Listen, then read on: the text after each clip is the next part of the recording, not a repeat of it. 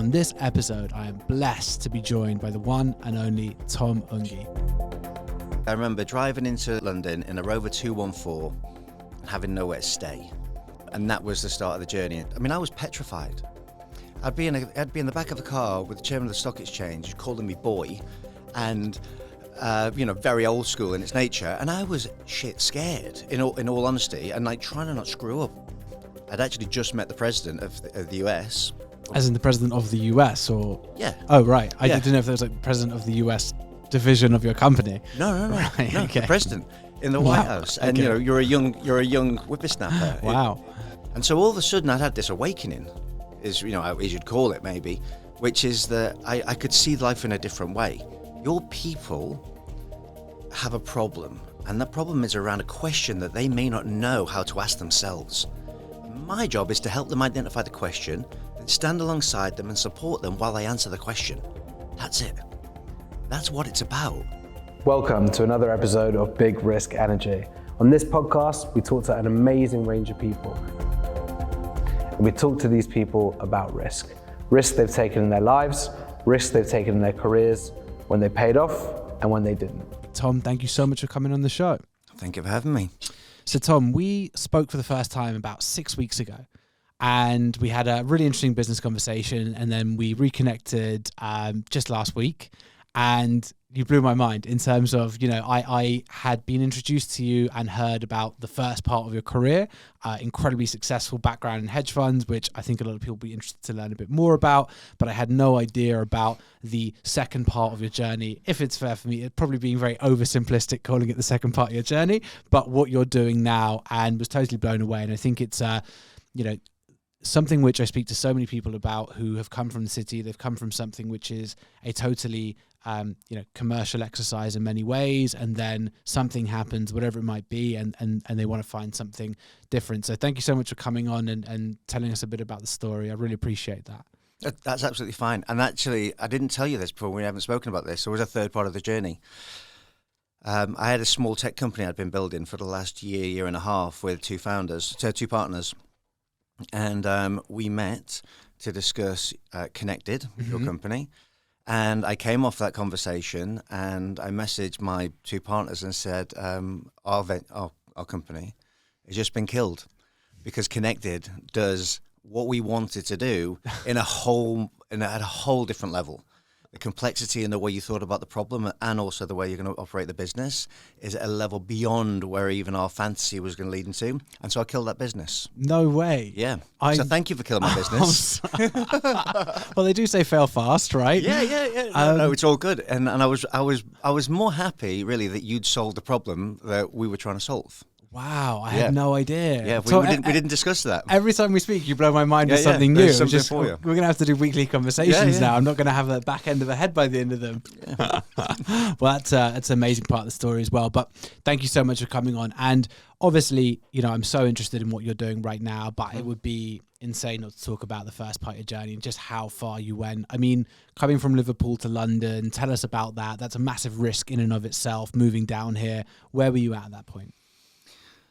I lived in Liverpool, I lived in Lancashire, I lived in Manchester, I lived in Cheshire, and so the Northwest is where I see myself as that's in my soul. That's who I am.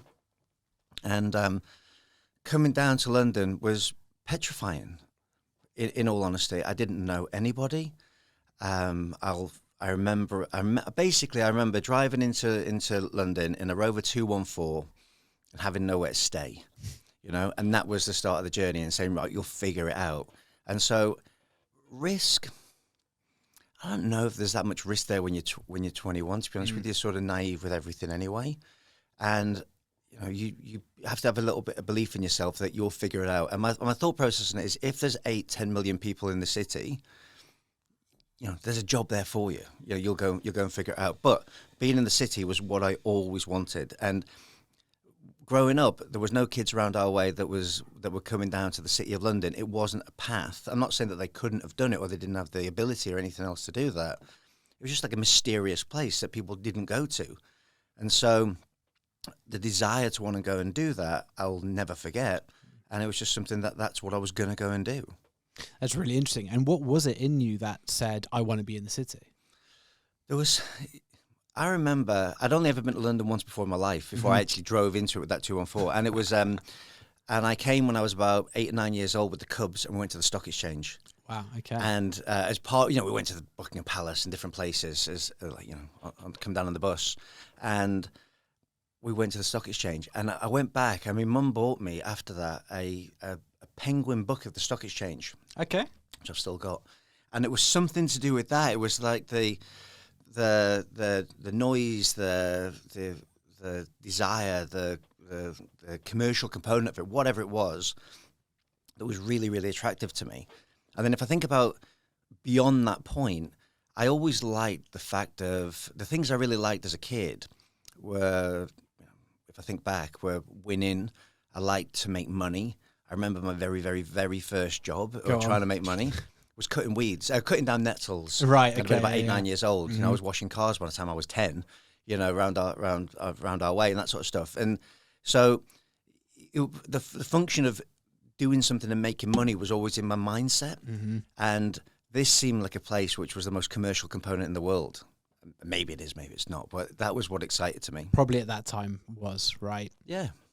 Very interesting. And did you go straight into the hedge fund environment, or was that?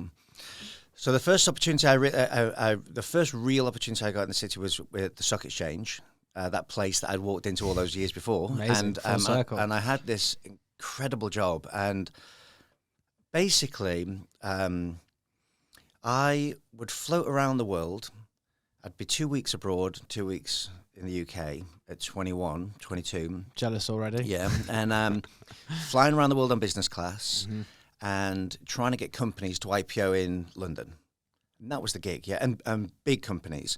And when I said I was doing this at 21, 22, let's not over-exaggerate it. I was making presentations for someone who would deliver them. Right. Okay. And I was carrying the bags. Fine. But along that journey, I was going to the place I was going was spend a lot of time in South Korea, a lot of time in Hong Kong, Japan, Australia, and then into the US. And so I was getting to spend time with the chairman of the stock exchange, the CEO of the stock exchange, who taught me a huge number of things.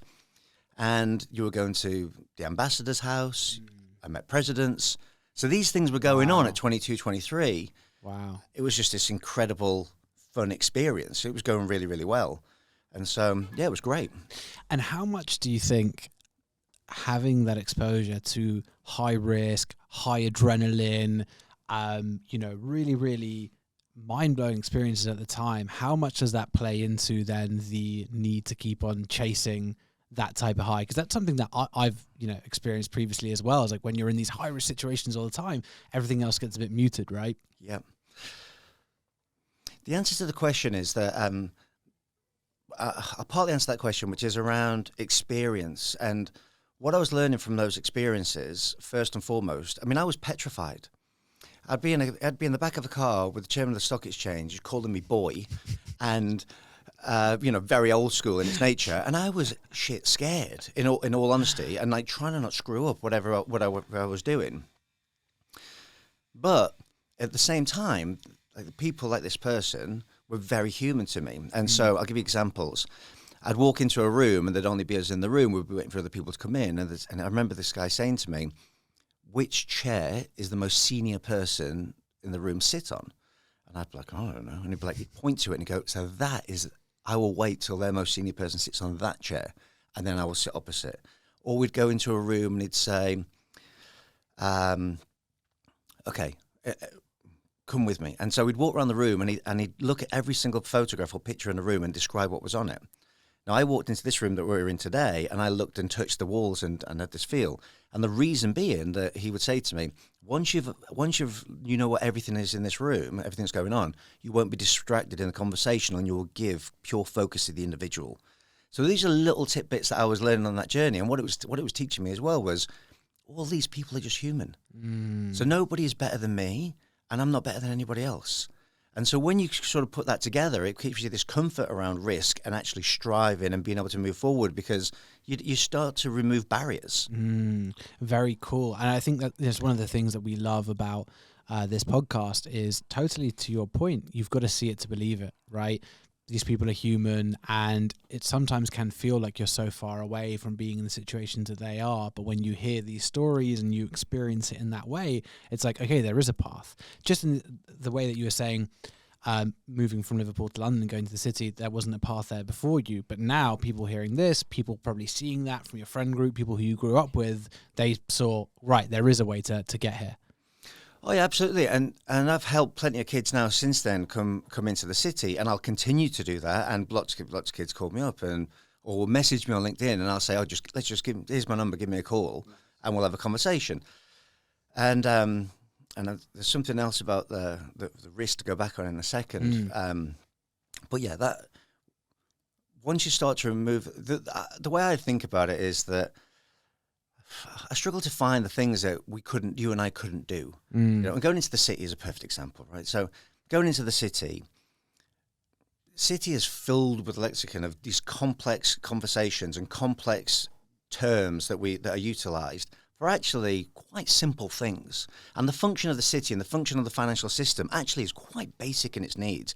It's about taking money from, or rather, utilizing money from one place to give it to people who need money to be able to do something with it, to create something that flows the money back. The banking system, right? And so once you can sort of break down that complexity, and I needed to do that because, you know, I find some of these terms hard to understand if it's just on the face of it.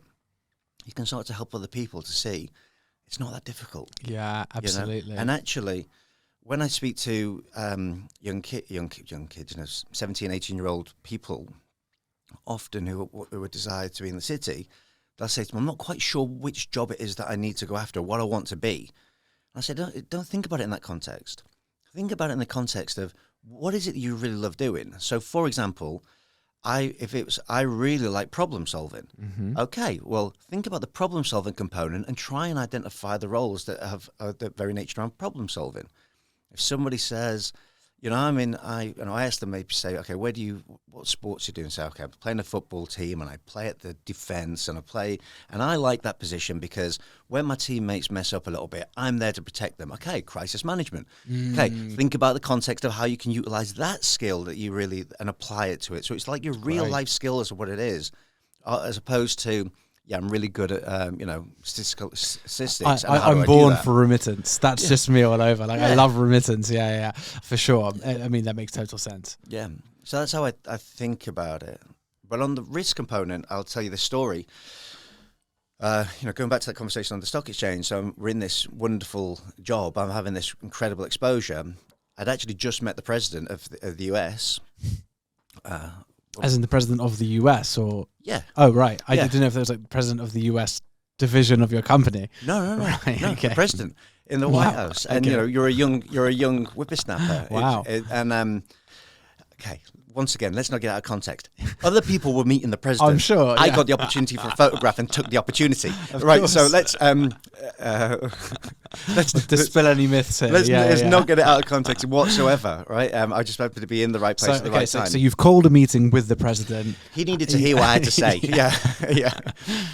And but just after that, I decided I was in this wonderful place. I was in the stock exchange. I was in the centre of the city of London, but I wasn't doing what I wanted to do.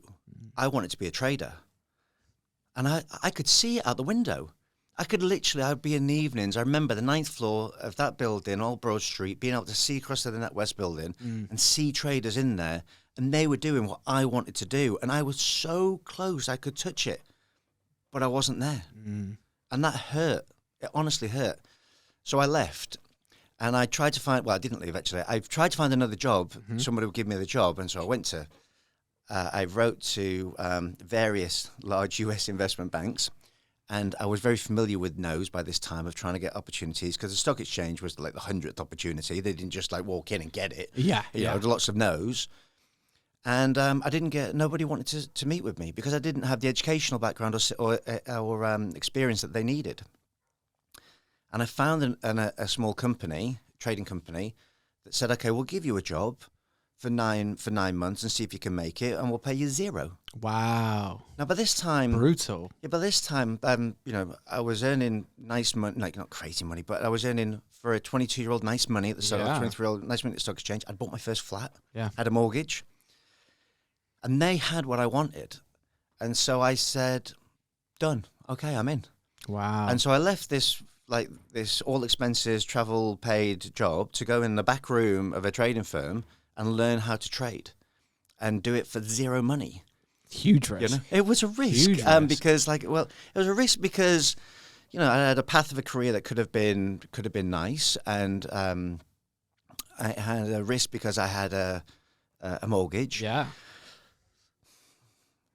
But the worst risk, in all honesty, was sitting on that 9th floor, looking out on a Friday night at 7 p.m. and seeing people out there doing what I wanted to do, and feeling the pain that was like that hole not being filled. That was the real risk. That would haunt you, right? You'd be sitting here 30 years later saying, "What if?" It hurts. Yeah. It's funny. I used to feel like that all the time, though. What if?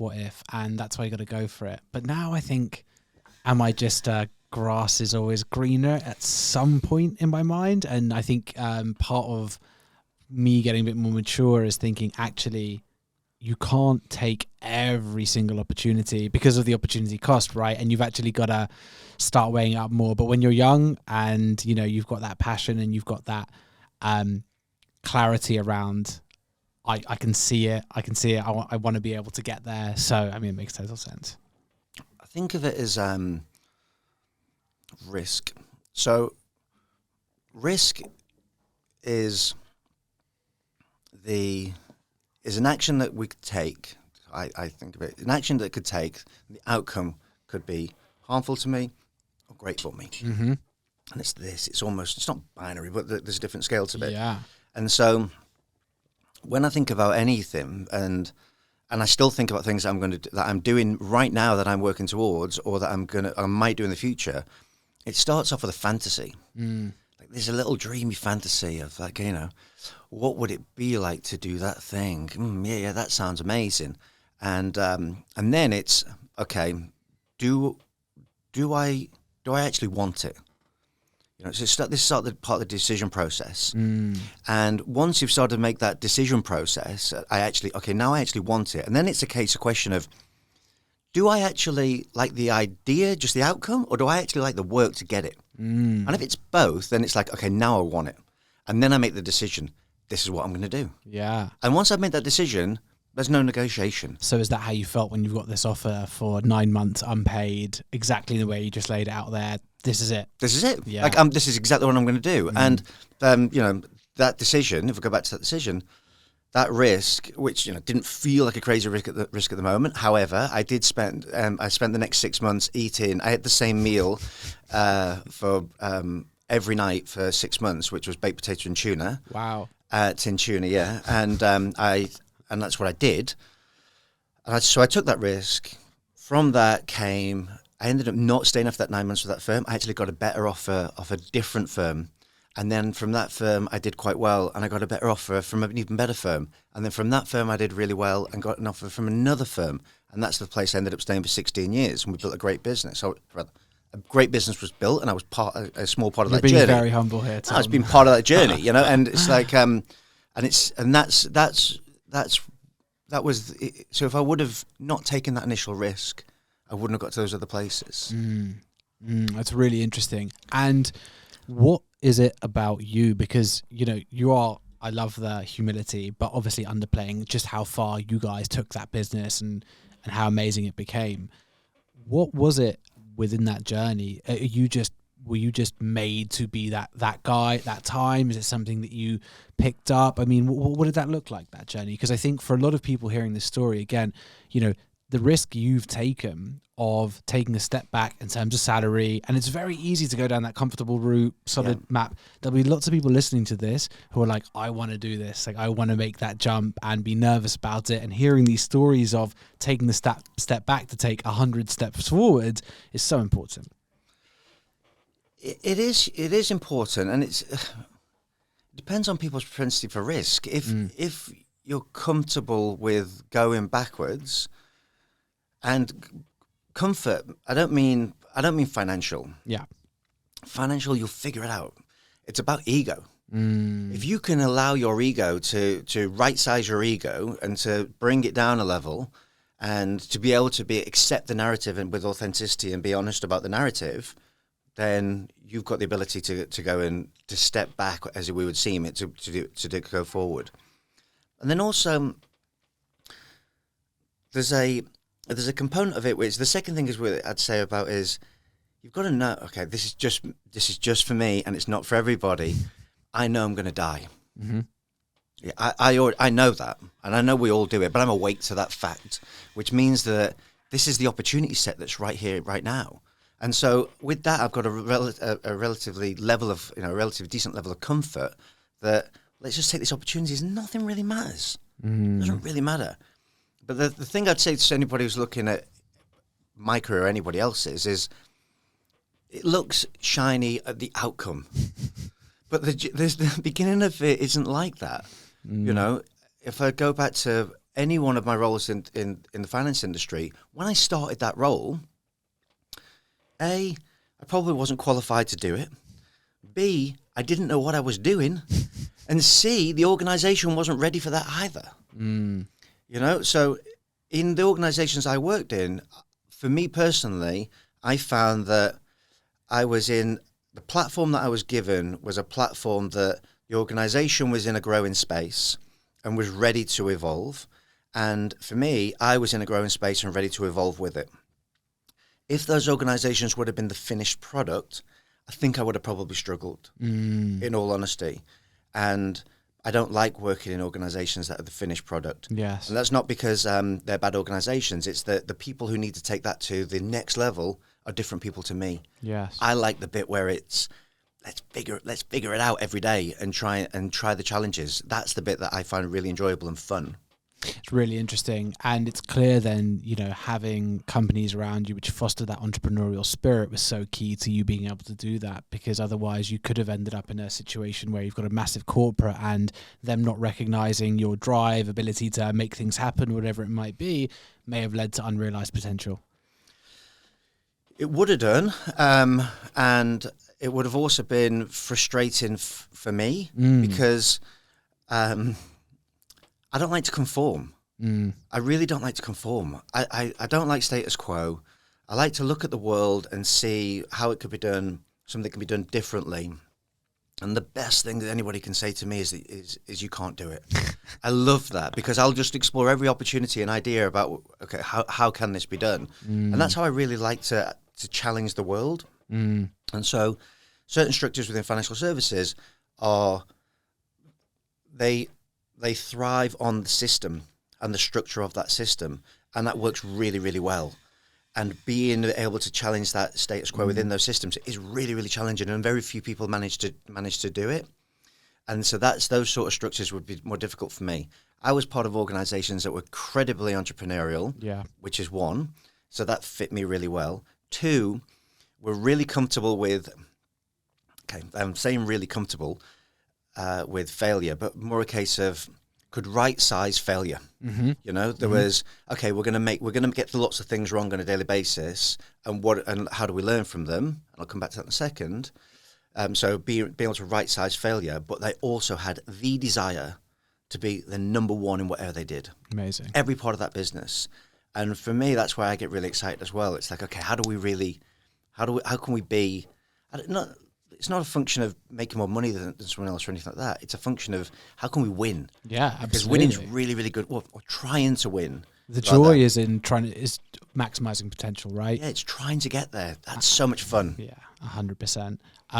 Super, super interesting. And you've obviously gone to pretty much the pinnacle of where you could go within trading at hedge funds. And now you're doing something totally different. So talk to us about that transition, because it's another really interesting step in the journey. Okay, so we'll talk about that in different dimensions. Okay, and flowing through this is addiction. Flowing through it is burnout, and there's different parts of and a change in myself. And so the backstory really is, it begins with, let me flow in alcohol for a start. I growing up, alcohol was part of our life. It was what men do. It's what when you work hard, you drink hard, and this is the mentality that I was experienced, the environment that I was part of and experienced, right? And so, lo and behold, go through university and I drink. I continue to drink heavily, and I'm with a crowd that drinks heavily. And then, next thing you know, you go to the City of London and you drink heavily, and all expenses paid, and you drink really, really well.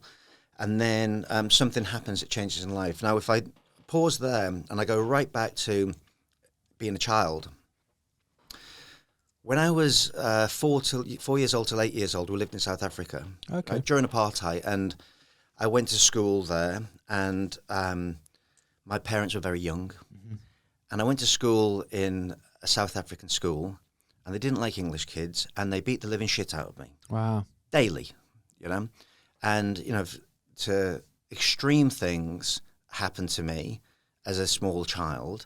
And the way I learned to deal with that was to disassociate with what was actually happening, okay, the brutality. And I carried that through my life. And so now fast forward to drinking heavily in the city, but things are going well because the more I drink, the more business you win and all the rest of it. And then I go to the fund and different type of coping mechanisms for stress, which became alcohol.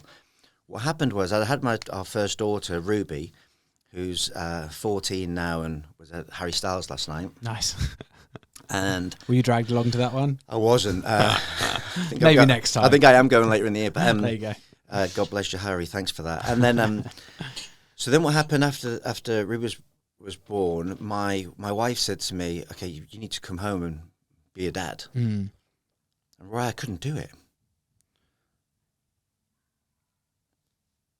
I needed to go and drink. And so what would happen was I'd make up these excuses. It would always be such and such is in from New York, really important client meeting, whatever it is, bullshit. And then so that I could drink. And I didn't really know what was going on at the time, but I knew something was wrong. And a year or so later, our second daughter, Chloe, was born, and she died on the same day. And at that point, it was right back to that. I remember the exact place I was standing, the exact feeling, and it was that same as that little boy in South Africa, the dissociation with the experiences and feelings that I had. I had to be out here looking in, and that's what was going on for me. And the consequence was, yes, I was a mess, and I drank more heavily. And I wasn't as supportive as I would like to be to my wife and family and everything else, or my daughter. And we muddled through it, and then we got pregnant again for the third time. And Gracie was born, and Gracie was, by this time we'd moved out to the countryside. She was born at John Ratcliffe in Oxford, and Gracie was born, and she was very, very poorly when she was born. And for 19 days, I sat next to her bedside and read her bedside stories. And after that, she died on the 19th day. And anything that was still I was hanging on to from a emotional perspective was broken at that point. And my drinking just went into overdrive and in a whole new level. And it took me to the depths of insanity. And I needed to go into recovery, which is what I did. In fact, actually, a year later from that, we were pregnant again. And Poppy, who's 9 today, not 9 at the moment, 10 soon, very cheeky, she was born. And that's our unit of family. And so, to flow back into that change to where we are today, addiction is a big part of that journey, because the organization I was working for were very, very kind to me. And sat me down and said, "Look, Sunshine, you've got a lot of goodwill in this organisation because you've been good, and and we believe in you, but you're really screwing up here." And they were kind, and they got me a coach. We never talked about addiction and that sort of stuff in that context. They knew that. Then it was almost like an unsaid, and they were beautiful to me, really caring, really lovely and nourishing, and I'll never forget that. And they got me a coach. And in 6 months of working with this coach, my perspective on life had completely changed. Wow. And coping mechanisms had flowed in. And I'd gone into AA, I'd gone into recovery, I'd gone to a 12-step program. I'd also started to get a psychotherapist. So all of a sudden I was getting all this help. And for the first time, I understood what I was experiencing emotionally. I had the words, the vocabulary to articulate what I was experiencing. And I had the connection points to articulate it to people to get the support I required to make me live. That was incredible to me. And so all of a sudden I'd had this awakening, as you'd call it maybe, which is that I could see life in a different way. And I remember from that point on, for the next number of years, my life became about connection. So the trading component of the industry became less of, I'll always love financial markets and systems, but became less of really what the passion was. And what I really began to love was the human beings and how to lead, how to support people through challenges. Somebody coming to me and saying, I've got a problem with something, and can you help me with it? Life or markets or whatever it might be was a gift to me because it meant that I was open for them to come to. And so that's where my career had started to go, and my jobs got bigger and bigger, and I had more people and all this sort of stuff. And then I knew that I wanted to do something else. So I retrained and I did a master's in coaching. And did you stop working for that? Was that something you did alongside work? No. I did it alongside work. My journey in was an hour, and my journey home was an hour. Fine. So that gave me an hour. That gave me 10 hours a week of reading and work. It's the efficiency I'd expect from you, Tom. Yeah. So it gave me that, and then and then my wife was really, really, really supportive. And what I'd do sometimes on a Sunday, I'd go to a library because the house wasn't going to work there. Sure. I'd go to the library at opening, and I'd sit at a desk and I'd do the work until the library closed. Okay. And in fact, at that point, then my wife would often take the kids to the cinema, and the cinema, with the seat I would sit in, I could see them going into the cinema. No It's a bit like being back at the stock exchange. I could see them over there, thinking, "I want to be over there." And but I knew it was a short term. It was a short term. Yeah. So I retrained as this, and then that was my plan. Well, it wasn't really my plan to become a coach, but towards the end of the course, I thought, okay, this is not a calling. Let's not be too grandiose about it, but human connection is what I really thrive and enjoy, and this is what I'm going to enjoy the most. This is the direction I need to go. And then the pandemic hit. The pandemic paused it slightly because I'd started the business but couldn't exit what I was doing. Right. Because I had a lot of people who needed support through that period, as we all did. Yes. It was the wrong time. Yeah. But I'd started that path of that movement out, and today we have this business that we're operating. Wow. I mean, Tom, thank you so much for sharing the story. It's an incredible story, and I think the fact that you're so open about it, because there are so many people who are walking around with unseen pain. Most people are walking around with childhood traumas, loss, all these things, but it's funny because, I just turned 31, and now I start experiencing loss and things with family and everything else. And, it's funny because people don't talk about it as much when you're young, and it's just this sort of like hidden thing that we're all walking around with that exists for everyone, and no one teaches you how to deal with these things, right? There's no path to say, well, this is going to really hurt and this is how you deal with it, and we're all just sort of muddling around. I think especially as men as well, where we do tend to or at least in my experience and a lot of people that I know, disassociate, remove ourselves to avoid feeling emotion and all these things. And there are such few tools. And I think as well, bringing that into the commercial world, where even more so that's frowned upon, I think, it's such an amazing thing to do. So, thank you so much for telling us about it. And thank you so much for, the hard work you're doing on that side. And how have you seen people start receiving this versus how they were before? Because I think the pandemic has been a massive accelerator of people focusing more on mental health and support, especially within the commercial environment. Definitely has. And I think we're tiny steps of the way in all honesty. And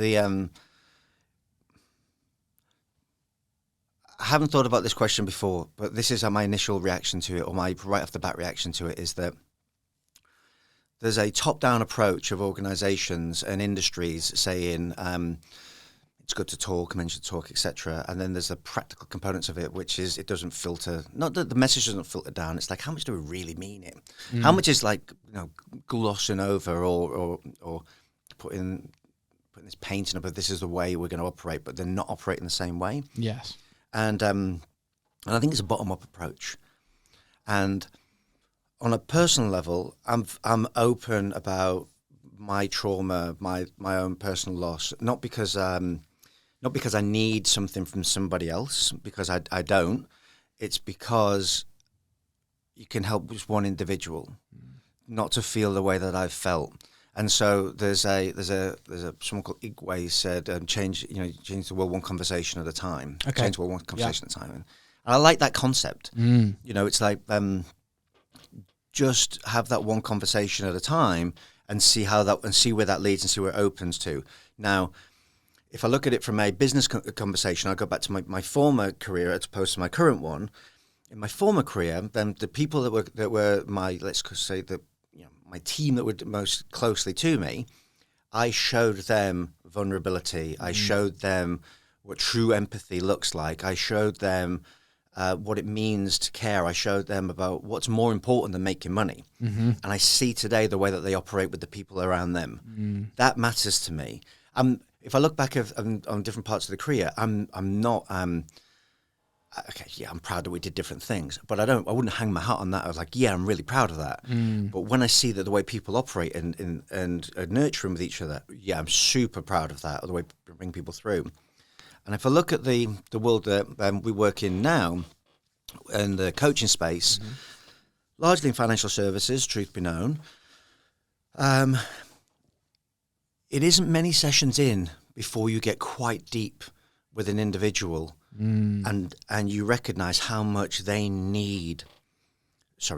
want somebody to be able to have this one-on-one time with and to have a conversation about something that is deep inside them. And we were asked to, and I'll pinch on this coaching component for a second.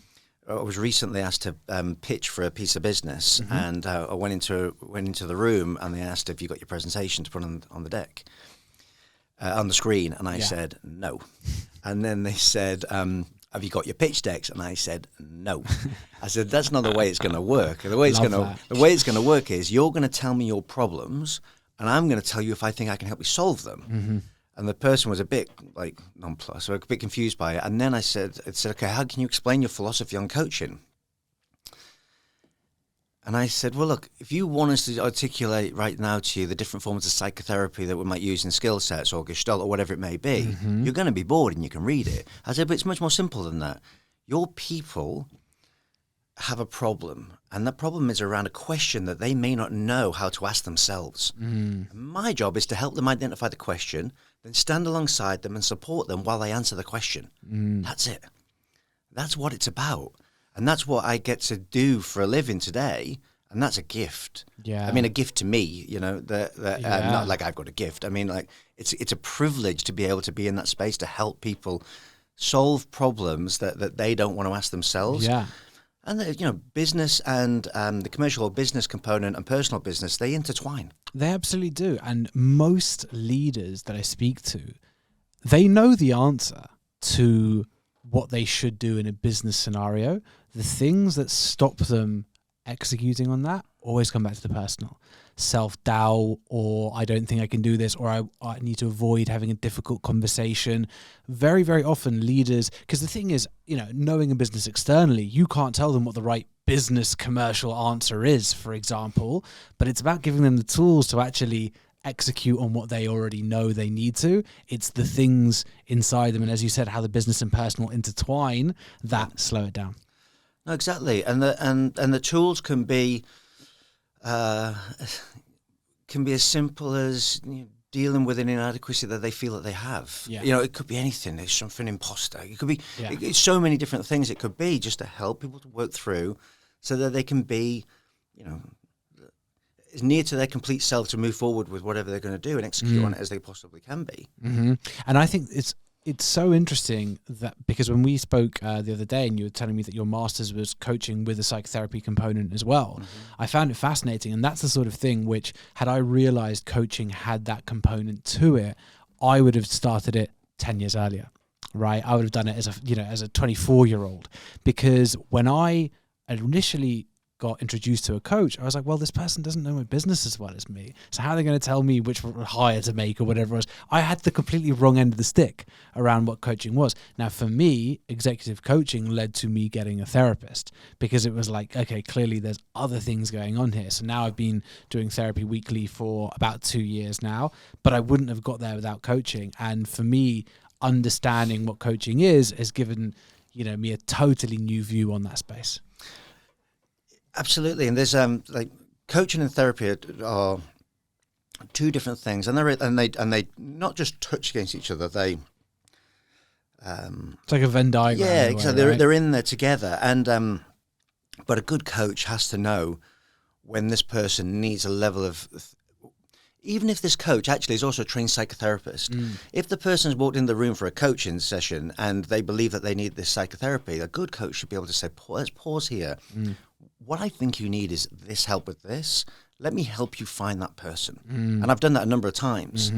And then the person goes on. In fact, if I don't think I'm the right coach for the person, I'll happily pause and say, I think you'll be better with this coach or that coach.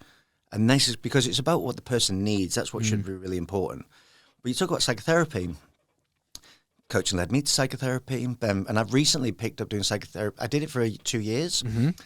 Did it for you. Sounds like some course, right? Yeah. And like I had psychotherapy for 2 years. Yeah. And then I decided to stop. And I stopped because I said, what we've dealt with, I'm good with now. And the psychotherapist said to me, there's more layers to go, you know that? And I said, I know that, but I don't want to do them. Right? It was good. And I recently picked up again. And we're working through another layer. And the reason that we're doing it now and not previously is I'm in a place, not of needing to do that, where I can do that. So psychotherapy doesn't have to just be like, let's remedial on this problem we're at now. It's like, okay, let's see where else we can go. Yeah, absolutely. And there's different parts to it. Yeah, totally. And that's it. It's a ever-evolving journey, and I think we unlock more as we go, which is a part that I love to it. It's a really, really fulfilling part of the week. And I think it's something which we implement in Connected. Anyone who wants therapy, the company will pay for it, because I think genuinely I think it's just one of those really important things. And I've invested in mental health technology companies, as most of us have had. I've lost people through mental health issues. These are things that we all have around us. So it's something which we're really, really passionate about. And I think, it helps people unlock the potential in themselves more than anything else. It's what I'm going to way oversimplify this, but I see it as almost the first layer is, dealing with the trauma, dealing with the things holding us back. And then it's about building in other layers of helping propel us forward. And how can we grow? Growth Mindset, one of my favorite books, Carol Dweck, the American psychologist. And I'm the biggest believer in that. It's seeing it in my family, seeing it with friends that I know.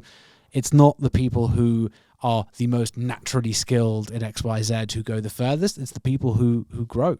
It's the people who keep on pushing. So something which I'm sure you feel similarly about as well. I do. And, trauma for me is a fascinating topic. I wrote my thesis in trauma. It's my superpower in a coaching perspective. And I seem to identify well with clients that have got trauma, have some form of trauma. Trauma connects with trauma. And everybody has it. So the way I look at trauma is that even if you've been in a bubble, there's intergenerational trauma that has just been passed down. Yep. And if you went back, you go back to the war. Post-war soldiers come back from the war. We were talking about this the other day. Exactly, and can be incredibly violent within the home, etc. There's trauma that exists. There's fear. There's being scared. And it passed down.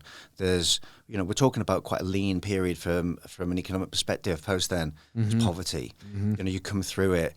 and then we go on and on and on. And so this trauma is passed down and through. I can't remember the exact study, but I read a study recently where they were basically giving rats trauma, and they found that it passed down through 3 generations. The neurological impact of trauma passed down through 3 generations. Exactly. And so you're the way I think about it is that trauma is something that is it's like a chain that is around your leg, and it's got all these other chains, like one of those big chains that are anchors on the boats.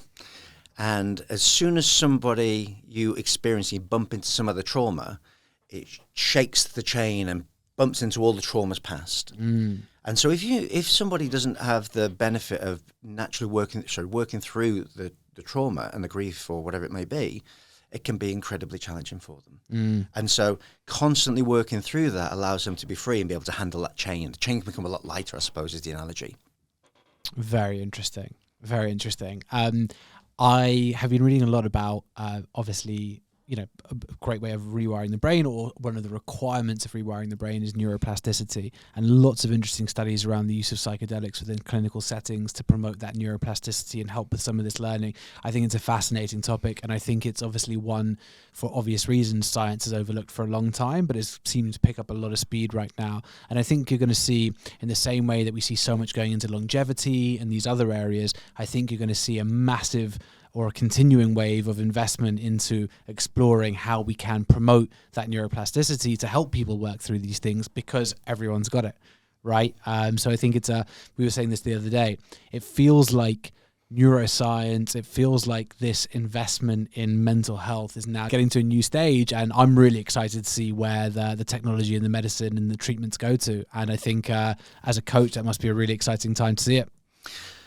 It is. So the psychedelics component, first of all, I remember I've done a number of angel investments now, and the first time I started talking about investments with psychedelics was a few years ago with a guy in New York, and there was a little bit of me that was chuckling inside of, what is he talking about, this guy?